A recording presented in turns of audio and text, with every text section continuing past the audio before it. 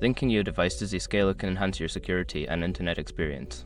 Follow these steps to set up your device with Zscaler. Step 1. Create a Zscaler account. Visit the Zscaler website and sign up for an account if you don't already have one.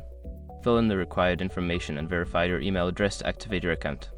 Step 2. Download the Zscaler app. Go to the App Store on your device, Google Play Store for Android or App Store for iOS, and search for the Zscaler app. Download and install the app on your device. Step 3. Log into the Zscaler app. Before changing your settings, use the srock.com link in the description to open the password strength checker, then update your password if needed. Step 4. Configure settings. Once logged in, navigate to the settings within the app. Customize your preferences, such as enabling VPN, configuring security settings, and adjusting any other options according to your needs. Step 5. Connect to Zscaler. After configuring the settings, click on the Connect button within the app. Wait for the connection to establish and ensure that your device is now linked to Zscaler. By following these steps, you should successfully link your device to Zscaler. Enjoy a more secure browsing experience.